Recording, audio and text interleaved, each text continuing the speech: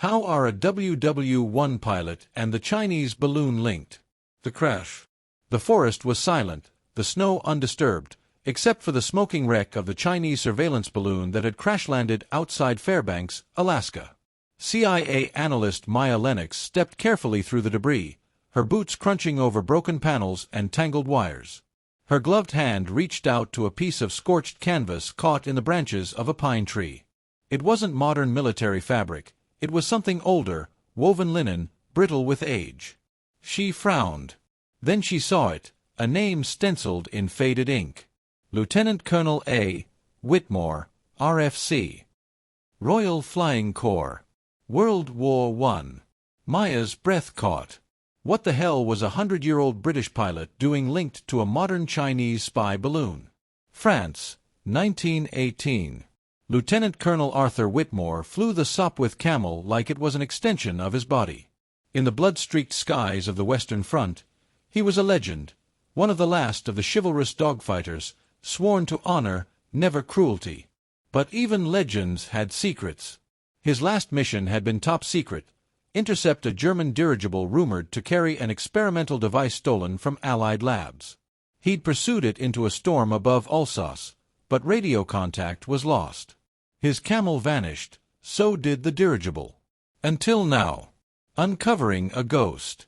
Maya sat alone in her hotel room, the cold of Alaska biting even through the walls. She reviewed satellite data on the balloon's trajectory. What had confused NORAD wasn't just its sudden dip and erratic flight, it was its near-sentient correction of course mid-air. As if it knew where it was going. Her laptop chimed. A decrypted packet had arrived. Recovered data from the balloon's black box. She opened the file, expecting sensor readouts, maybe images of U.S. bases. But instead, the screen filled with a handwritten journal. June 1, 1918. The dirigible is not of this world. Maya froze. The signature was unmistakable. Arthur Whitmore. The journal detailed how Whitmore had shot down the German airship, but both crafts had been caught in a bizarre electrical storm. Lightning turned to arcs of violet light, the clouds churned unnaturally, and suddenly both aircraft were gone from time and place. Whitmore wrote of waking up days later on what he assumed was Earth, but nothing made sense. People wore strange clothing. There were no soldiers, no war. He was found by a group speaking a language he didn't understand. Mandarin. He described years spent in isolation, then being interviewed by strange men with glowing devices. They had taken his aircraft, his journal, even his memories. Until he escaped, hiding the journal in the one place they wouldn't look, sewn into the insulation of a balloon's hull, an experimental balloon he believed would one day escape their control. That balloon had just crashed in Alaska. Deeper conspiracy. Maya knew what this meant. China hadn't built the tech in that balloon.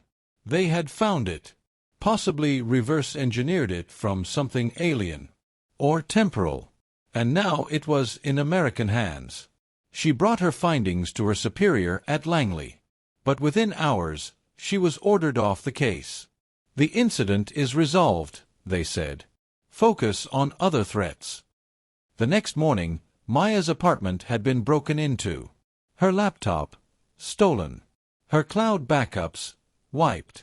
But she'd printed the journal. Hidden a page. One line haunted her. They are not from here. And they are not done. The Chinese scientist. 3 days later, Maya tracked down a Chinese defector in Canada, Dr. Liang Chao, a former engineer at the balloon's launch facility in Hainan. He met her in an abandoned church near the Yukon border, paranoid, gaunt. "They found it," he whispered, shaking. "A ship buried in ice in Inner Mongolia. Not human. Still functional." The pilot was frozen, dressed like a WW1 soldier. But when they thawed him, he spoke. English. Maya's breath hitched. "Whitmore." "No," Liang said. "A German. From 1918. The same day Whitmore vanished." Her blood ran cold. "There's more," he said. "They were testing the ship's navigation system. It's not GPS. It doesn't even read time like we do. It bends space around itself, tethered to thought. That balloon, it wasn't spying. It was searching. For what? Liang looked at her with haunted eyes. For whoever sent them here. The chase. Maya and Liang fled south, but a black SUV tailed them all through the Yukon. In a blizzard outside Whitehorse, their car was rammed off the road. Soldiers in unmarked gear poured out. Maya managed to escape, running into the snow. She hid in an abandoned ranger station, gripping the last page of Whitmore's journal. "They said I'm the key," it read. "That time is a fabric, and I'm the tear. If they find me, they'll open the seam wide." That's when she saw the second balloon. Smaller. Silent. Descending. It landed in front of her, and the side panel slid open. Inside was a man. Frozen. In an RAF uniform. The tear in time. The balloon began to hum, light pulsing around it. Maya stepped closer, instinct pulling her forward. The figure stirred. It was Whitmore. Alive. He looked at her and whispered, "They've used me. I'm the signal. Shut it down." Suddenly, time itself fractured around them. Trees warped.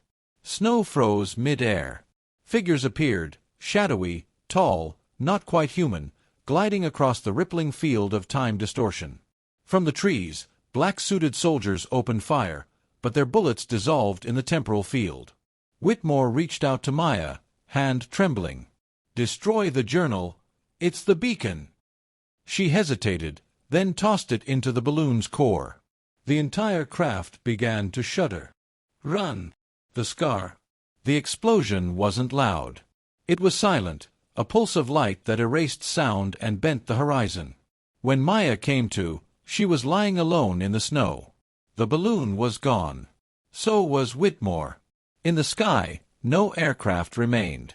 But every GPS satellite in orbit recorded a ripple, like time had hiccuped. Back in Langley, her report was buried under layers of classification.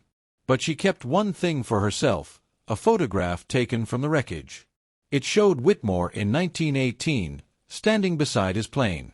But in the background, partially cloaked in fog, was the same balloon that crashed in Alaska.